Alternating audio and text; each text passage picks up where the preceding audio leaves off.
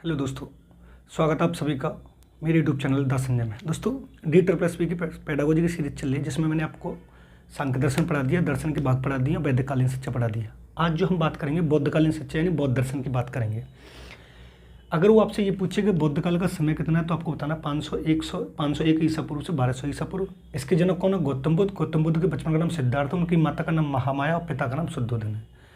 लेकिन आपसे अगर ये पूछे कि बौद्धकालीन शिक्षा का मेन उद्देश्य क्या है, मुख्य उद्देश्य क्या है, तो आपको बता देना है निर्वाण की प्राप्ति। जैन दर्शन में कैवल्य की प्राप्ति होती है, ठीक है। लेकिन दोस्तों यहाँ पर सबसे बड़ी बात ये होती है कि प्रवेश के समय क्या होता है। देखो, बौद्ध काल में एक बात हमें यहाँ पर समझनी है कि जब प्रवेश होता है, जब एक बालक का प्रवेश होता है तो ये समझ लीजिए एक संस्कार होता है, पवज्जा संस्कार।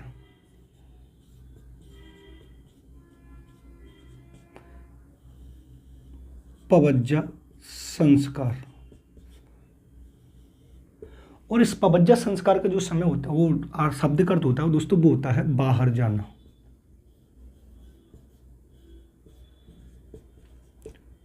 क्या होता है? बाहर जाना। यानी बौद्ध काल में जब एक बालक प्रवेश लेगा तो उसका पवज्जा संस्कार होगा। पवज्जा का शाब्दिक अर्थ मैंने लिखा है बाहर जाना। अब यहां पर जो पवज्जा का जो समय है, मान लीजिए समय है, वो आपको बताना है प्रवेश के समय 8 वर्ष। और वो आपसे ये पूछे कि शिक्षण समय कितना है,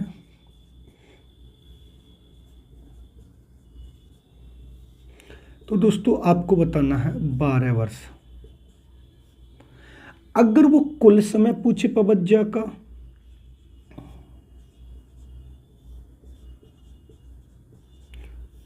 कुल समय अगर दोस्तों आपसे ये पूछे कि पवज्जा का कुल समय कितना है, तो आपको बताना है 20 वर्ष। अगर आपसे ये पूछे पवज्जा का कुल समय कितना है, 20 वर्ष। लेकिन दोस्तों यहाँ पर उसके बाद एक और संस्कार होता है जो होता है उपसंपदा संस्कार। कौन सा होता है? उपसंपदा संस्कार। अब उपसंपदा संस्कार का जो समय होता है दोस्तों वो होता है 10 वर्ष। वो कितना होता है? 10 वर्ष होता है। लेकिन यहाँ पर एक बात आपको ध्यान देने वाली ये है, जो मैं नोट डाल के आपको लिख रहा हूं, बौद्ध काल का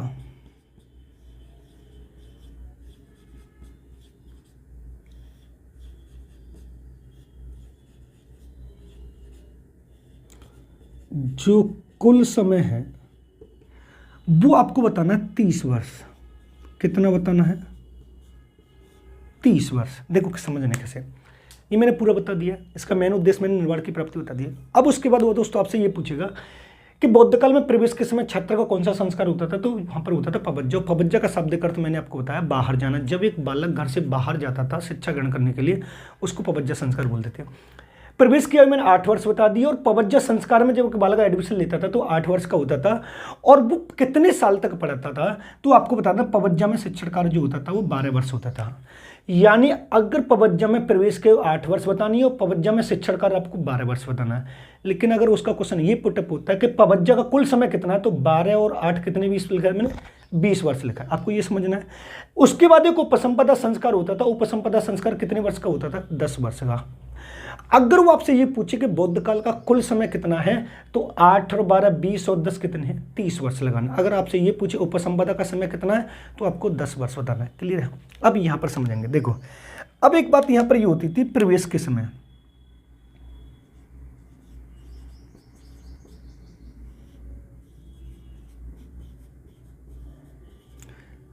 प्रवेश के समय छात्रों को 3 नियम रटवाए जाते थे।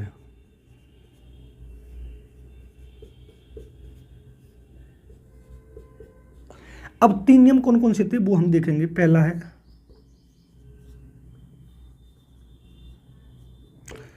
बुद्धं शरणं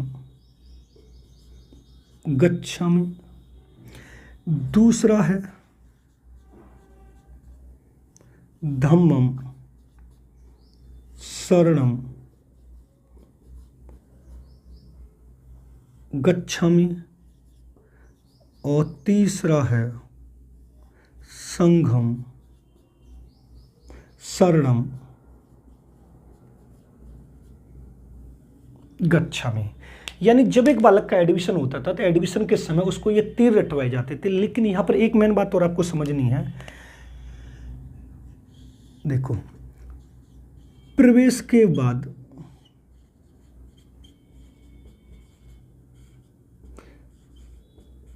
छात्र को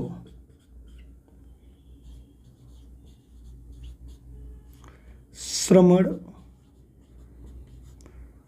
सामनेर और नव शिष्य कहा जाता था।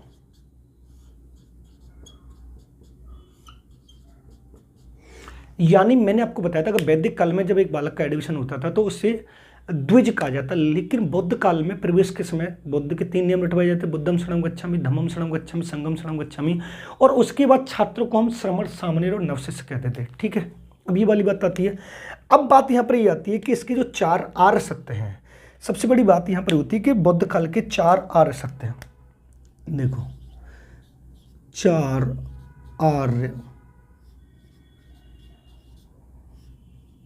सत्य। आपसे क्वेश्चन ये भी पूछ सकता है कि 4 आर्य सत्यों का वर्णन किसमें किया गया, तो आपको बताना बौद्ध काल में। देखो कौन कौन से। पहला है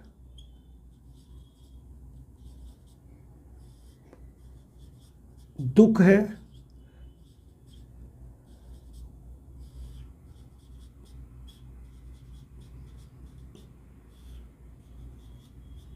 दुख का कारण है,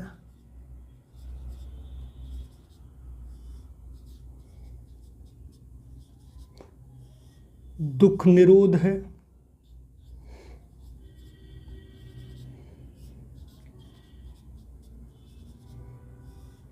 दुख निरोध का उपाय है। आपसे क्वेश्चन ये पूछेगा 4 आर्य सत्यों का वर्णन किसमें किया गया, तो आपको बताना बौद्ध काल में किया गया। कौन कौन से। दुख है, दुख का कारण है, दुख निरोध का उपाय है। लेकिन दोस्तों यहां पर एक और क्वेश्चन और पुटअप होता है, अष्टांग मार्ग, बौद्ध काल के अष्टांग मार्ग।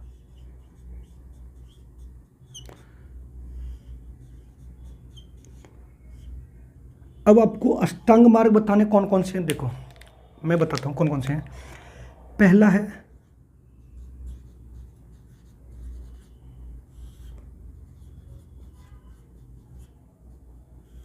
सम्यक दृष्टि, दूसरा है संकल्प,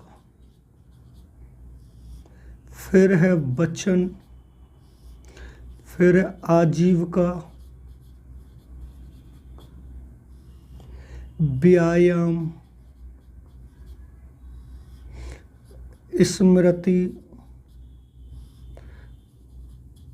कर्म और लास्ट में है समाधि। देखो इन सब के आगे ये लिख लेना आपको, सम्यक सम्यक सबके आगे लिख लेनी है आपको।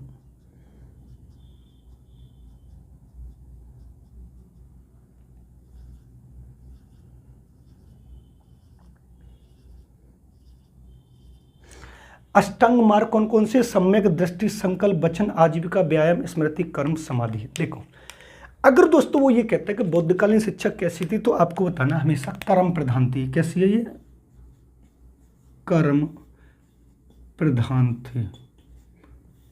लेकिन वैदिककालीन शिक्षा जो थी मैंने आपको बताया था वो थी धर्म प्रधान थी। यानी यहां पर जो व्यक्ति जैसे कर्म करेगा उसी के हिसाब से उसको शिक्षा दी जाएगी। अब उसके बाद दोस्तों यहां पर आती हैं बौद्धकालीन शिक्षा के मतलब जो है त्रिपिटक।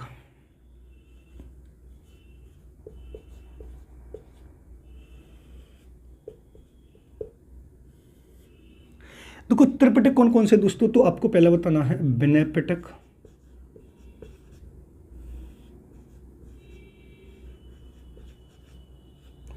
दूसरा आपको बताना सूत पिटक,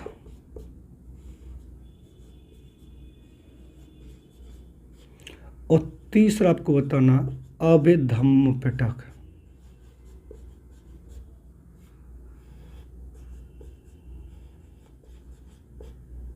ये इसके 3 पिटक हैं। लेकिन यहां पर अब हम एक चीज और पढ़ेंगे आपको, देखो नोट डाल के।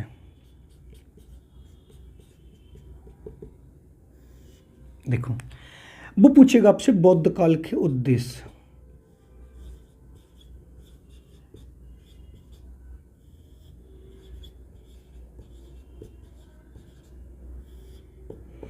यानी बौद्ध काल के उद्देश्य कौन कौन से हैं, तो थोड़ा समझेंगे इसको हम। अगर वो दोस्तों आपसे पूछता है कि प्रथम उद्देश्य क्या है, तो आपको बताना है निर्वाण की प्राप्ति।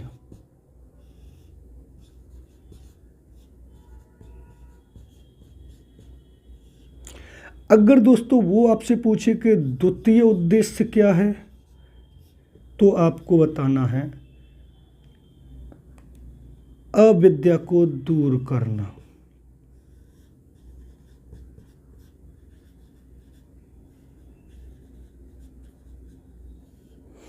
अगर वो आपसे ये पूछे तृतीय क्या है,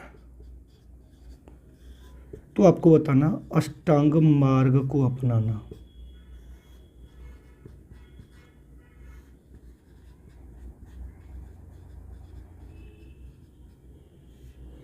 इन बौद्ध काल के 3 उद्देश्य होते हैं। अगर प्रथम उद्देश्य की बात करें तो निर्वाण की प्राप्ति है, दूसरे उद्देश्य की बात करें तो अविद्या को दूर करना है, और तृतीय उद्देश्य की बात करें तो आपको बताना अष्टांग मार्ग को अपनाना है।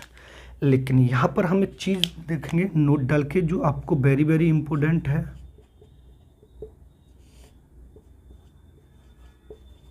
देखो, बौद्ध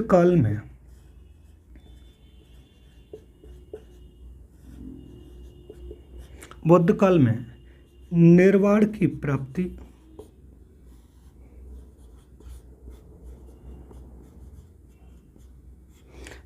प्राप्ति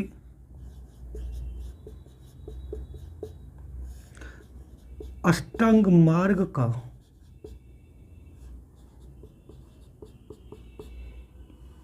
प्रयोग करके होती है। निर्वाण एक तरह से ये समझिए दोस्तों मोक्ष कहलाता है। अब उसके बाद आपसे ये पूछेगा कि बौद्ध काल के संप्रदाय कौन कौन से हैं, तो यहां पर हम संप्रदाय हेडिंग डालेंगे। संप्रदाय कौन से हैं, तो दोस्तों इसके जो संप्रदाय हैं वो 2 संप्रदाय हैं। देखो, पहला है हीनयान और दूसरा है महायान। लेकिन इसमें से जो हीनयान महायान है, ये क्या है, ये गौतम बुद्ध को भगवान मानता है। गौतम बुद्ध को क्या मानता है, भगवान मानता है। क्या मानता है? अगर आपसे ये पूछे कि बौद्ध काल के संप्रदाय कितने, तो आपको बताना है 2 संप्रदाय, हीनयान और महायान। कौन सा संप्रदाय गौतम बुद्ध को भगवान मानता है, तो आपको बताना है महायान संप्रदाय गौतम बुद्ध को भगवान मानता है। लेकिन यहाँ पर एक और दोस्तों की बात करेंगे हम।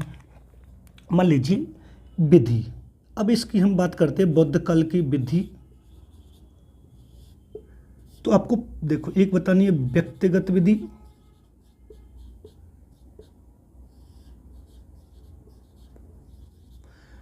दूसरी आपको बतानी है सामूहिक बुद्धि,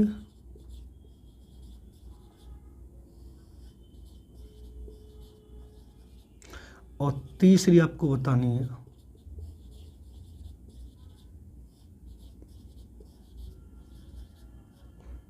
मौखिक विधि। यानी बौद्ध काल में कितनी विधियों का प्रयोग किया था, 3 विधियों का प्रयोग किया था। लेकिन यहां पर हम एक चीज और पढ़ लेंगे, इसके शिक्षण केंद्र। क्या पढ़ लेंगे हम? इसके शिक्षण केंद्र पढ़ लेते हैं दोस्तों यहाँ पर, तब आपको पूरा और समझ में आएगा।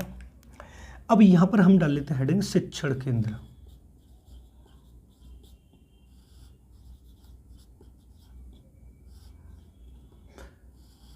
अब शिक्षण केंद्र कौन कौन से थे दोस्तों, हम देखेंगे। पहला देखेंगे हम, पहला है बौद्ध मठ,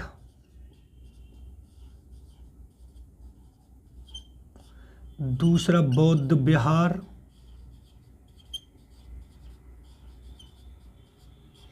और एक है बौद्ध संघ। क्या है? बौद्ध संघ। देखो, ये है दोस्तों पूरा बौद्ध दर्शन। अब एक चीज़ और हम यहाँ पर पढ़ेंगे कि बौद्धकालीन शिक्षा की कैसी क्या विशेषता है, वो देख लेते हैं हम। तो एक चीज़ और हम थोड़ा नोट डाल के इधर पढ़ लें तो और थोड़ा अच्छा आपको लगेगा। नोट डाल के आपको यहाँ पर समझ लेना है। बौद्ध काल को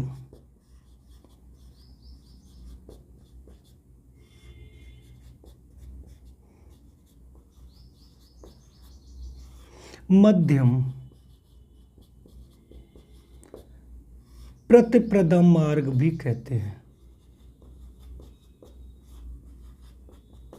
यानी बौद्ध काल को हम क्या बोलते हैं? मध्यम प्रतिप्रदा मार्ग भी कहते हैं। अब थोड़ा इसको समझे। देखो, बौद्धकालीन शिक्षा कैसी है? कर्म प्रधान है। बौद्धकालीन शिक्षा कैसी है? कर्म प्रधान है। अगर वो आपसे पूछे कि बौद्धकालीन शिक्षा के अष्टांग मार्ग कौन कौन से हैं, तो दोस्तों आपको बताना है ये अष्टांग मार्ग है इसके, इसको मैं हाईलाइट कर दे रहा हूँ। अगर वो पूछे शिक्षण केंद्र कौन कौन से दोस्तों, तो आपको बताना है शिक्षण केंद्र 3 है, बौद्ध विहार, बौद्ध संघ, बौद्ध मठ।